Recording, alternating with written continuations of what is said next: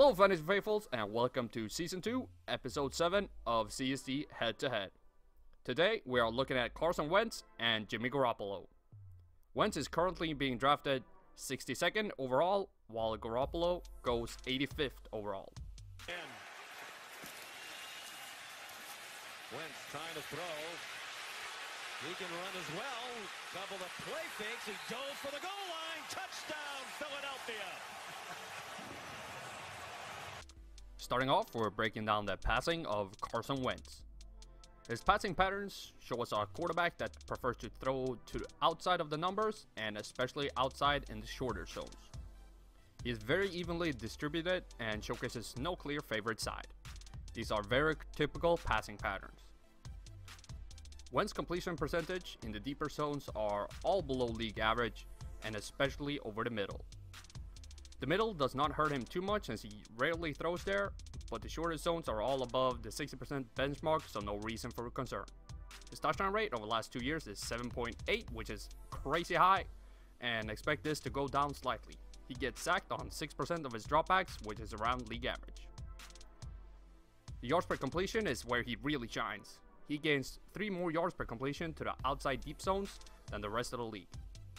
With 16% of all his throws, this adds up to a nice gain. Short left is also above league average, and with that many throws going that way, this will add up quickly. The 9-yard line.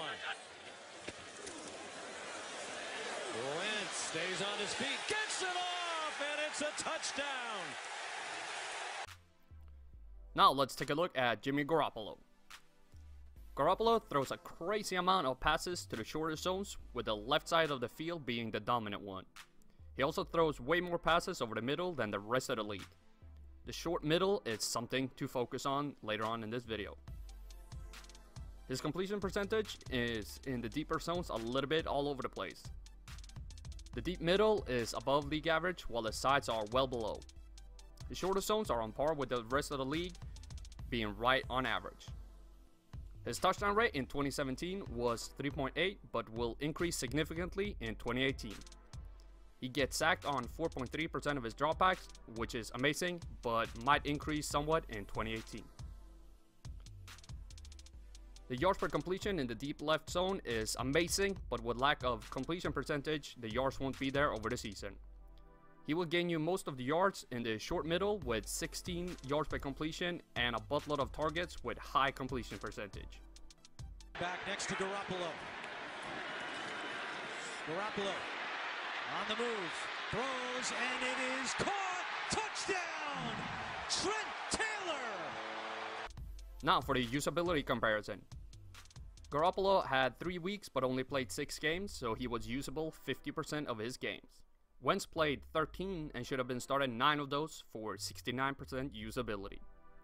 Wentz averages 15.3 yards per throw with 10 or more yards to go, while Garoppolo prefers to being ahead of the chains. He has 11 yards per completion with less than 10 yards to go compared to 9 otherwise.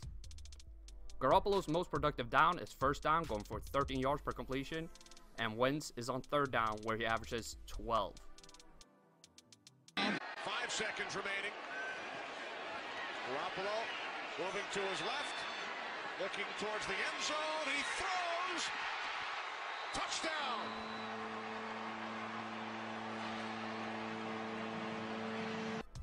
Now let's have a look at how they perform in different situations. Wentz is very even in his fantasy scoring, not making any difference where he plays. Garoppolo has a small sample size, but performed way better in the away games. When it comes to playing against his own conference, Wentz steps it up. He racks up fantasy points against the NFC, while Garoppolo played better against the AFC opponents, but also played some of the best NFC defenses with the Rams and the Bears. Both players step up their game when playing against teams with a winning record that really shine when the pressure is on. Wentz's best situation is playing at home versus an above 500 record NFC team. Garoppolo's best situation is playing away versus an above 500 record AFC team. Comparing their two weapons, we see that Carson Wentz has a B grade, while Garoppolo only has a C. Comparing their numbers, Carson Wentz scoring fluctuates more than Garoppolo's with a standard deviation of 6.4, to Garoppolo's 3.9. Wentz has a one-game ceiling of 23 to Garoppolo's 20.7, but this is still pretty even. Garoppolo has the higher one-game floor with 12.9 versus Wentz 10.2. Their seasonal score projection is pretty even, with Wentz getting 274 over the season and Garoppolo 256. Comparing their pros and cons, Wentz does not target his most productive zone enough. His yards per completion is amazing, but you have to spend a high draft pick to get him.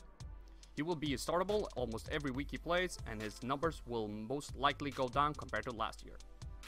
Garoppolo has yet to play that many games for San Francisco, but he's much cheaper than Wentz. He lacks weapons to throw to, but his targeting is spot on to where he is productive. His touchdown numbers should regress to the mean. My pick, after comparing all these factors such as passing breakdown, usability, and the numbers, my pick is Jimmy Garoppolo.